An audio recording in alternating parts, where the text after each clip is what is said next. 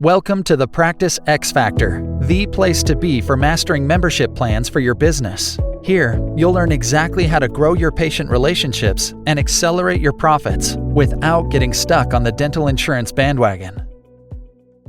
Hello and welcome to another episode of the Practice X Factor. Glad to have you back. And today we're talking about being a specialist versus being a generalist, and we'll define more about what I mean by that. But we appreciate the feedback from previous episodes and the contributions from listeners and from guests on the show.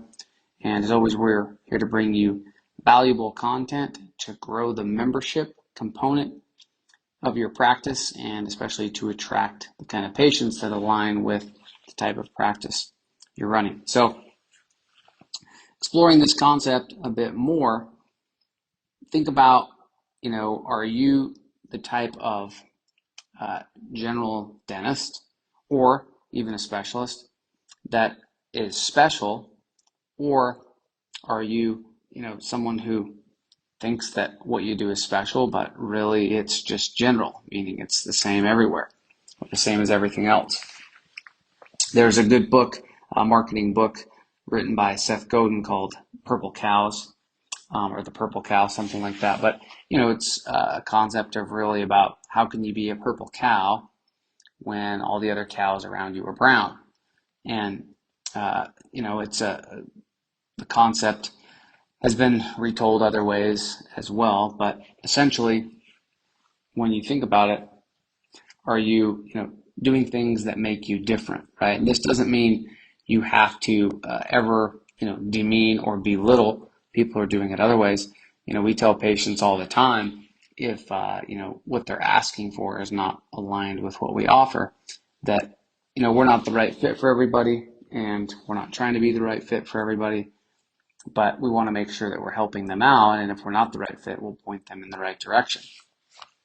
So, a lot of this stems from, more competition than ever, more insurance pressure than ever, more alternative options than ever for your patients. They have telehealth, they have Amazon, they have, blogs, videos, do-it-yourself, home YouTube. There are alternative kind of health treatments. There are do-it-yourself health treatments. So there's so many things that we're faced with that it's more important than ever to niche out what you like to do and be able to stand out that way. And I like to call it a niche because if you use the word special or specialty or, specialist, there could be some ethical and legal implications, and you probably don't want to get into that area, and it depends state by state. So you have to check with your state dental board and those kind of things. But, when you talk about the word niche, it's to me much safer because people can relate to that as well. And they can, appreciate the services you're offering. So, I'll give a couple examples of what I mean, is you could be a general dentist who offers, a unique implant system, or, maybe you're really big into same-day crowns, and that's all you do is same-day crowns. Or for us, we really like the biomimetic dental approach, and that's a great way to stand out.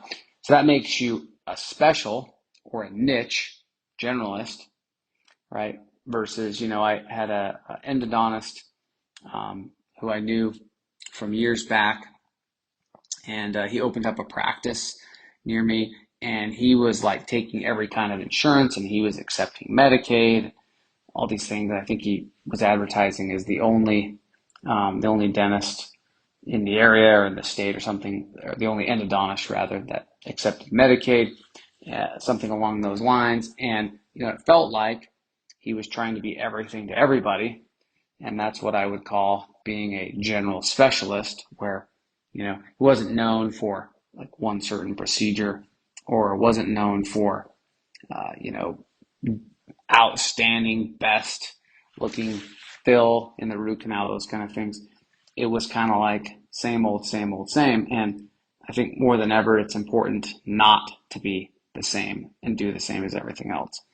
If you look at the number of movies being released now, Netflix which is a great streaming service, don't get me wrong, but there's so many movies being released between Netflix and YouTube TV and Amazon TV and Disney TV or Disney Plus, Hulu, all these services. They're just cranking out content because their goal is to, try to get a bunch of viewers over a couple weekends, make a few bucks, move on to the next thing.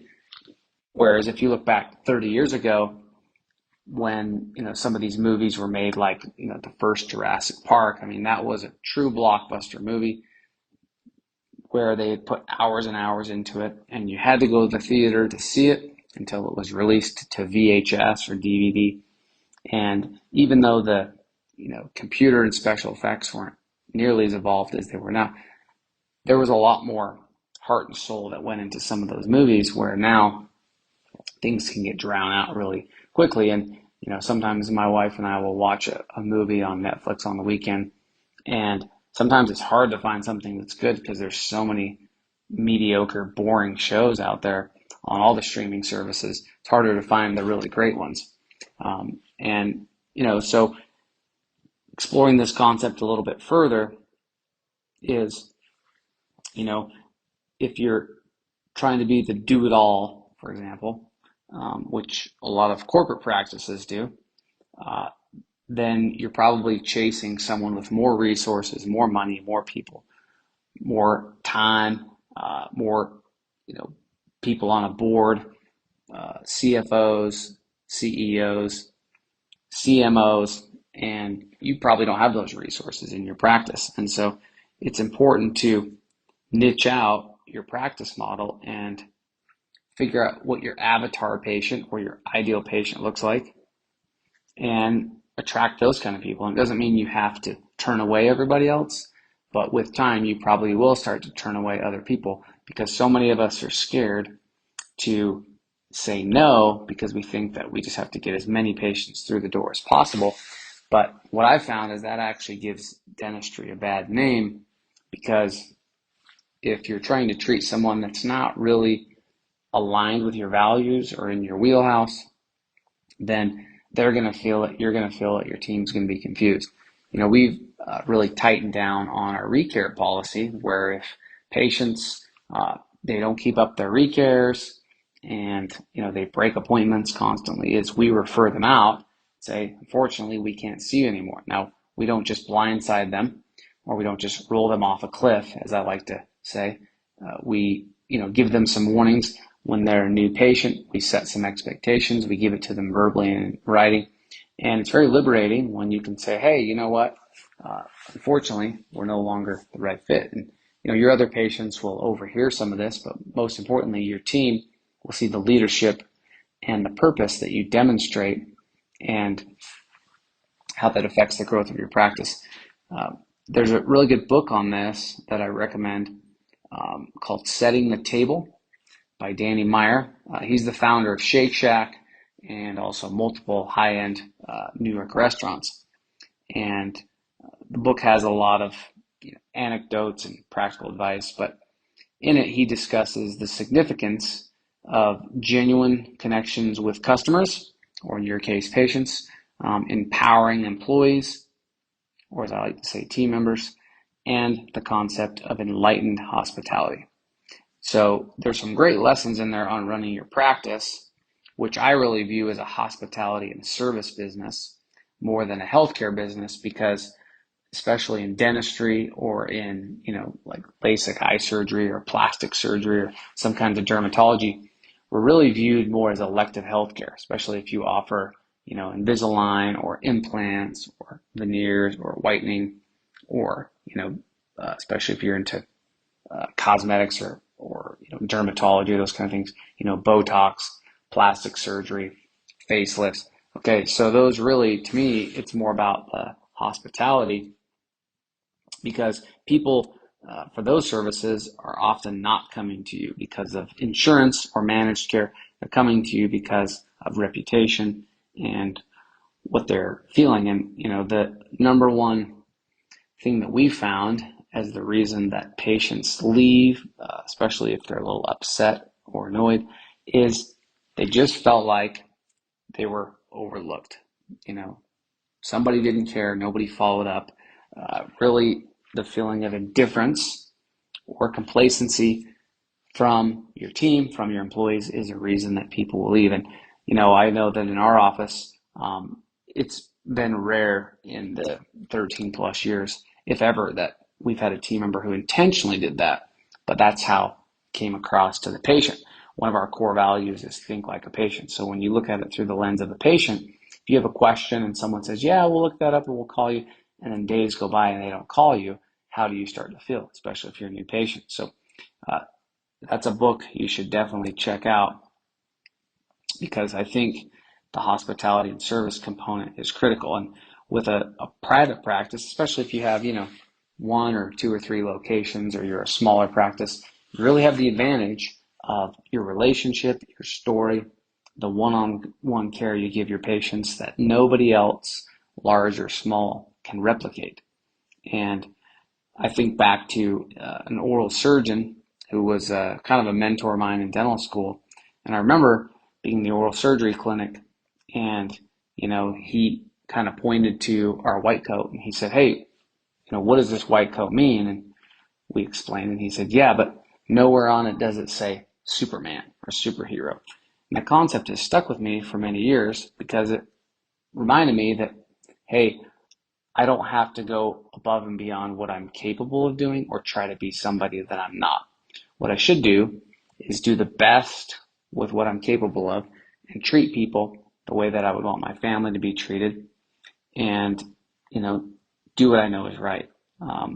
It's especially to be careful of patients who are perpetually dissatisfied with every dentist. They blame every dentist. They blame their parents for not taking them to the dentist. They blame their employer for not providing them with insurance.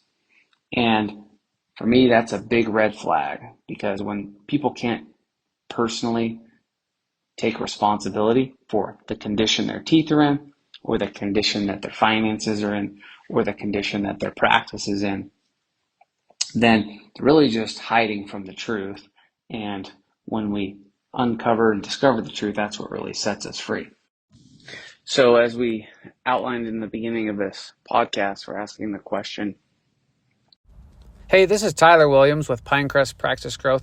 Thanks for taking a quick break from the podcast. I just wanted to share with you an awesome new tool that you can download for just $7 for your practice. It's called the New Patient Lead Machine, and it'll teach you ways to organically attract membership-driven patients and excellent new patients and referrals to your practice without having to spend a whole bunch of money on software or marketing agencies that make a bunch of promises to you. You can visit newpatientleadmachine.com or click the links below the podcast to gain access today for just $7. Now back to the episode. About, are you going to be a generalized specialist or a specialized generalist? And a little bit more on what that means exactly is there are, offices that are, specialists, so to speak. And, you have your different disciplines of dentistry, for example, endodontist, oral surgeon, periodontist, orthodontist, those kind of things. But what I'm talking about here specifically is more of a niche. All right. So are you going to be, generalized in your niche, or are you going to be very specific in an area of dentistry? So to give an example, I had a friend that I'd known for a while, a few years back, and he opened up a specialty practice near mine. Nice area, great location, a great specialty. But within just a couple years, I think it was less than 2 years, he was closed up and out of the area and out of the state.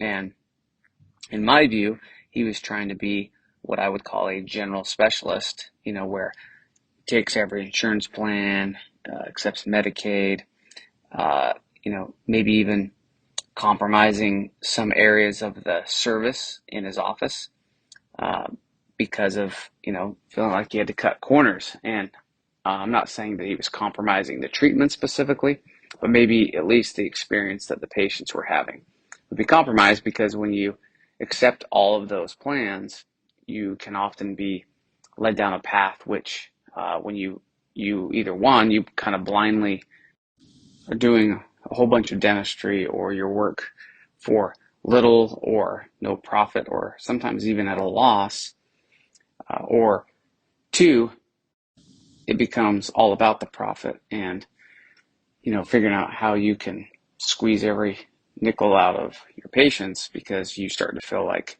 you're up against the man or big insurance.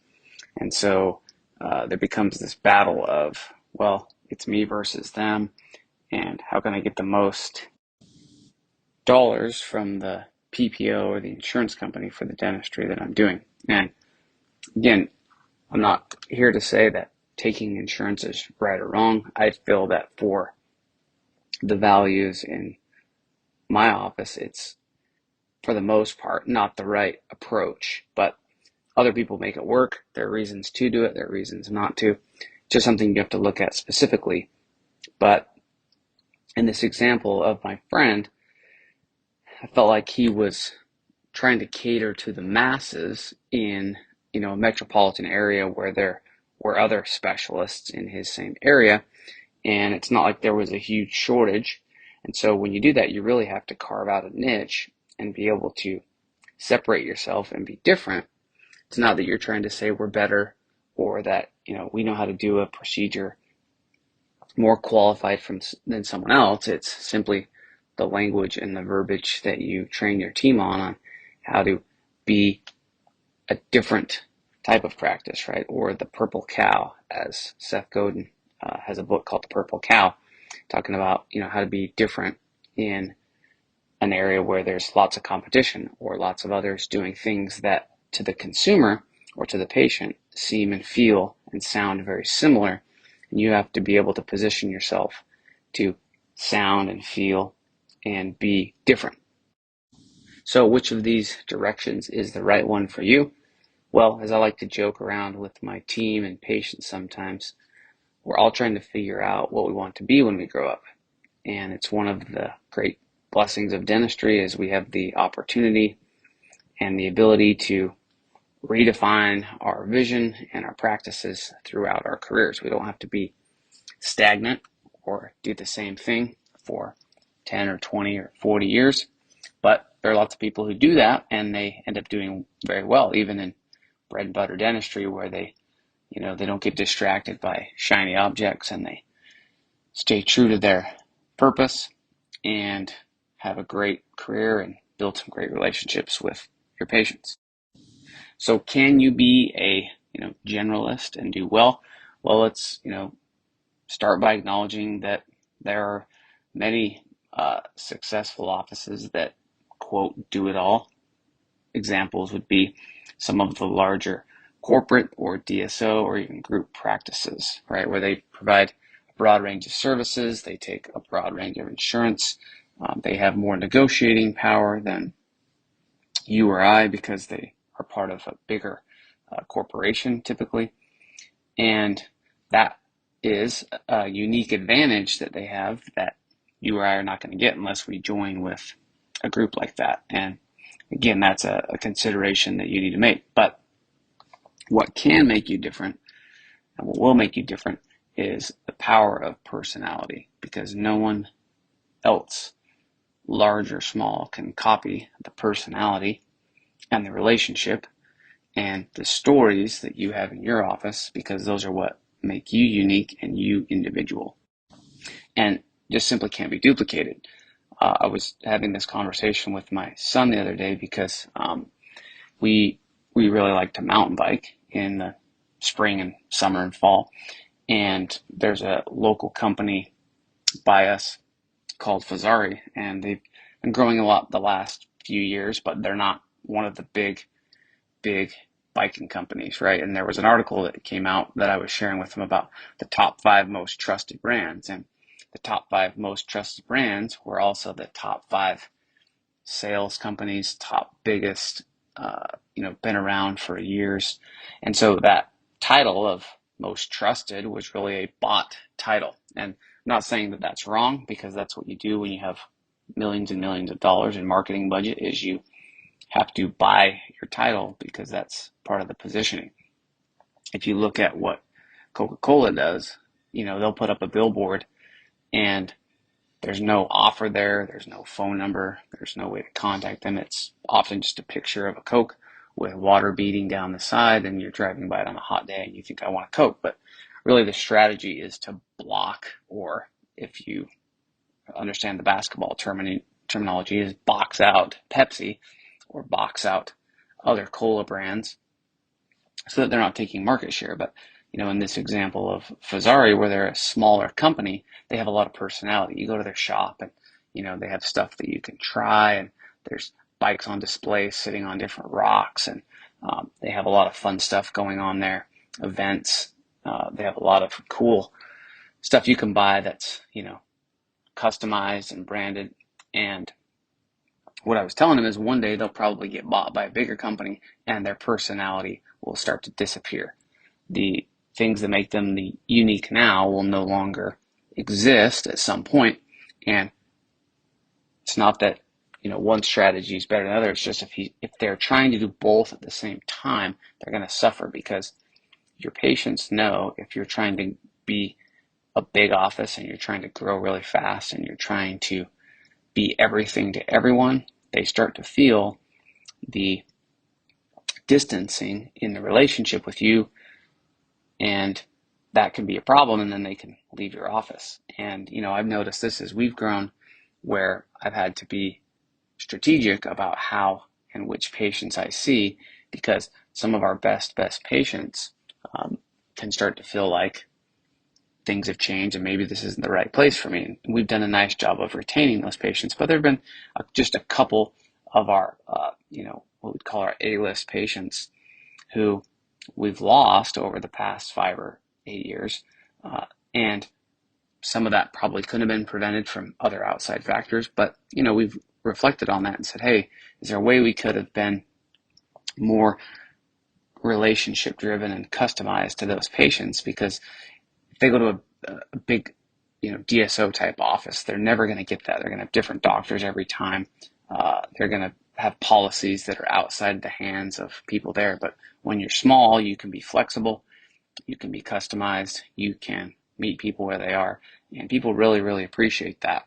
And they can see what you're doing and the value that you're giving. So just a quick reminder, this will be a 2-part podcast.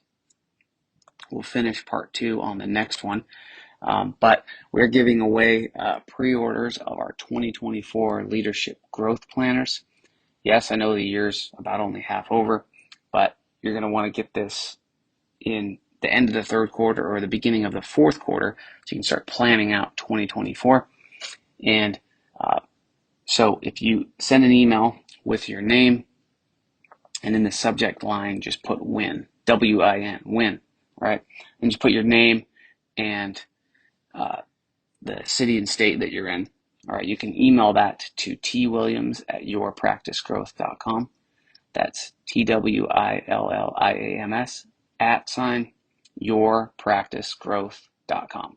So send that in. We're giving that away to 5 winners for listeners of the podcast as our way of saying thanks for the feedback and for the reviews you've given us and for the reviews on iTunes and the comments we get from listeners like you. And we will continue this discussion on the next episode, where we'll be talking more about how to actually repel the types of patients that you don't want to deal with, or that are a waste of time or don't align with your practice values, while simultaneously attracting those who are a good fit for your practice and are the kind that really create meaningful, lasting relationships where you make a difference in their life and they're appreciative of it. So thanks for taking a minute to listen to this episode, and we will see you on the next one. Have an awesome week. For more tools and tips on how to create an X Factor membership practice, visit yourpracticegrowth.com and subscribe to our free weekly email today.